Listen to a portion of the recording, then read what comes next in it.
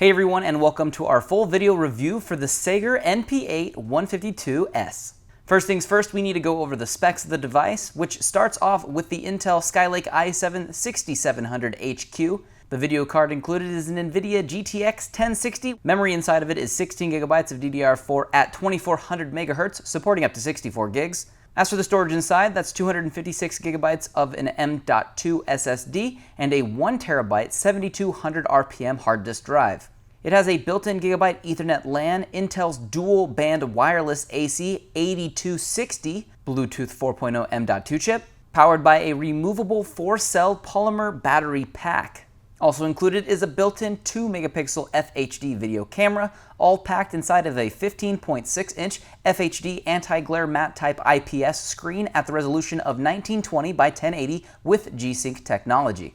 On the left side of the device, there is an HDMI output port, one USB 3.0 port, and two 1.3 mini display ports. On the right-hand side, there are three 3.5mm jacks, including line out, microphone, and 2-in-1 audio jack, a SIM card port, a 6-in-1 card reader, two Type-C USB ports, one USB 3.0 port, and the RJ45 LAN Ethernet port, and the Kensington lock.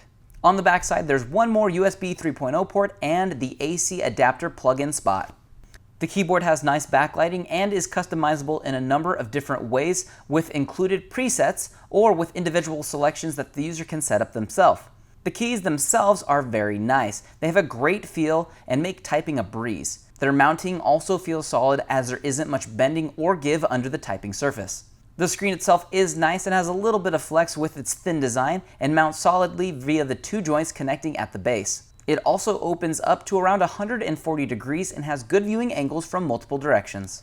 Included in the box with the Sager is a user manual and driver CD, and also the included power cables.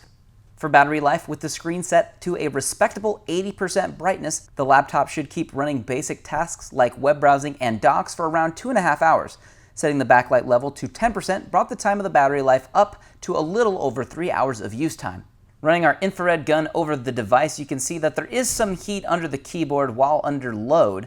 It heats up more notably towards the left-hand side where the GPU is placed. A little bit of heat leaks out there as it does exit out the left-hand top side of the device. As for the CPU, that exits out the back with two fans and does a good job of dispersing it out the back right side. Pulling out our decibel meter, we decided to take readings from 3 different points around the laptop. Out away from the front of it, it reads at around 45 decibels. Getting right up in front of the device, saw decibel readings of about 54. And our final reading was at the rear of the device where most of that output air from the CPU is, and we saw about 62 to 63 decibels. Moving things on to all of our benchmarks, we started things off with Firestrike, which scored 9,448, which is better than 62% of all test results for Firestrike, so not bad, pretty respectable level for a 1060. Next we ran Cinebench. Our OpenGL FPS was 100, and our CPU scored a 676 CB. To the left-hand side, you can see where it compares with other CPUs in its range. Our next test is looking over the disk speeds. First off, the sequential M.2 drive inside ran a 479 read speed and 454.5 for the write speed. And then for the sequential speeds of the hard disk drive, we saw 137.4 for the read speed and 132.9 for the write speed, which is pretty averagey good for a hard disk drive. Moving things on to our game tests, we decided to test Grand Theft Auto first on very high with no MSAA and averaged 91 frames a second. The next test we did was with the advanced settings added and averaged 65 FPS. And for our final test, we turned off advanced settings and added MSAA at ×4 and averaged 72 FPS. Now as for our temperatures for our GPU and our CPU, we decided to enable the fans at full speeds for the tests and therefore averaged 68 degrees Celsius for the GPU and 60 degrees Celsius for the CPU. Next up was Tomb Raider. We ran it on very high with FXAA first and averaged 69 FPS. Then we ran it with SMAA and averaged 64. And then finally we ran it with SSAA at ×2 and averaged 47. And once again, we ran the fans at max speeds while doing the tests and averaged 68 degrees Celsius on the GPU and 53 degrees Celsius on the CPU. And for our final test, we ran Dirt Rally on Ultra with MSAA at ×2, 4, and 8. Running 105, 97, and 80 for the FPS. Once again, we have the fans maxed out and average 66 degrees for the GPU and 57 degrees for the CPU. The ambient temperature for all the tests of the room were 21 degrees Celsius.